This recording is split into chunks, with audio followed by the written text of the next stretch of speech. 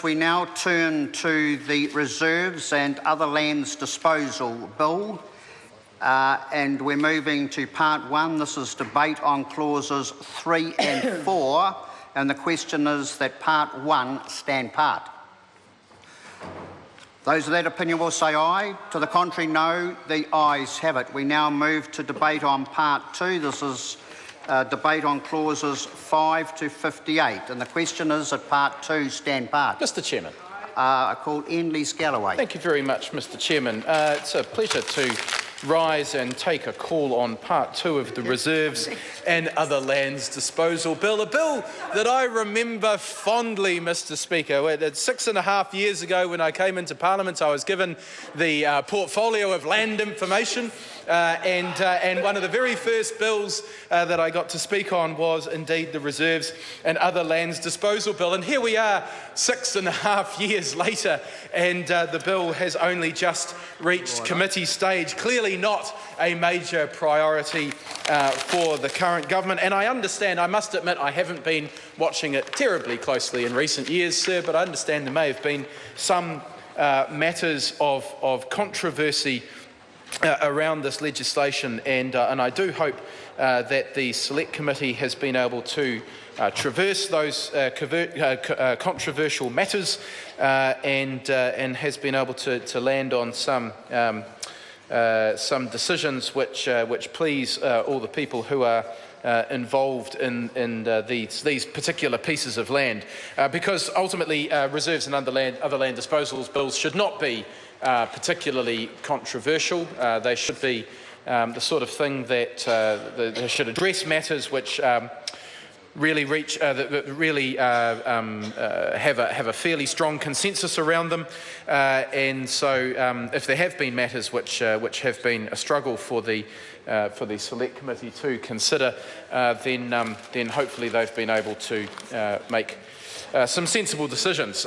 Sir, the majority of the submissions that the Select Committee received were in relation to the Albert Park Auckland Art Gallery development, and actually this is ringing a bit of a bell. I do recall that there was a bit of controversy around this back when we were first considering the legislation, and in fact some of that controversy was around the fact that the City Council had proceeded with a development on the land in question, and that was under the assumption that this was a non-controversial piece of legislation, and that essentially the changes would be rubber-stamped by Parliament. And there were a number of submitters who took considerable exception to that.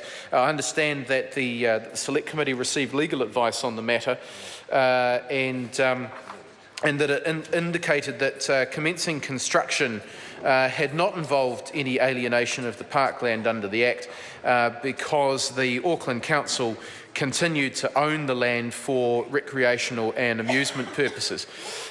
Most submitters, however, and some members on the committee actually believe the land has been alienated from Albert Park, which is at odds with how the public believe reserve lands should be treated.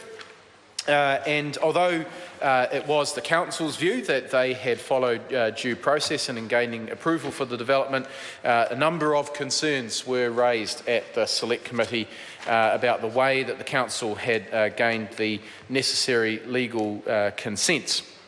So in a way, I suppose what the Council was expecting this legislation to do was to retrospectively approve development that they had undertaken on that land, and it's never ideal for Parliament to retrospectively make changes to legislation that apply retrospectively. We have, actually interestingly, we have done it a number of times in the last couple of terms of Parliament in order to rectify errors that have been made by local councils, and certainly I guess it's arguable whether or not this is an error that has been made. It certainly seems as though the Auckland Council made the case to the Select Committee that that they were perfectly within their right to carry out the developments on Albert Park, and that seems to have been the centre of much of the debate and consideration at the Select Committee,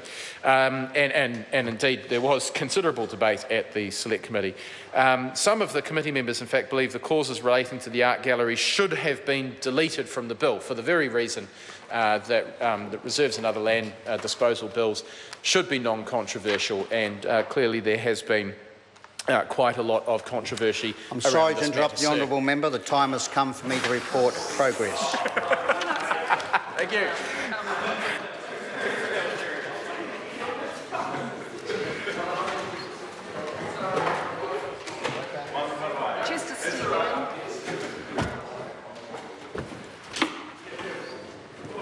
Members, the House is resumed.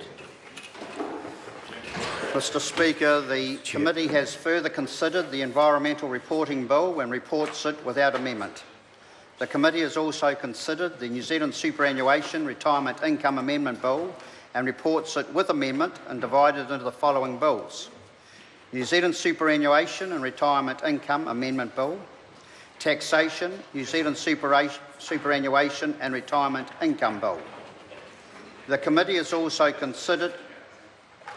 Tell them to keep quiet. Order.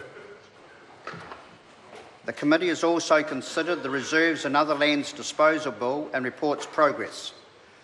The committee has also considered the Standards and Accreditation Bill and reports no progress.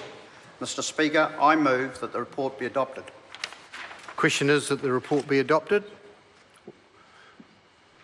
All those in favour say aye. Aye. Against?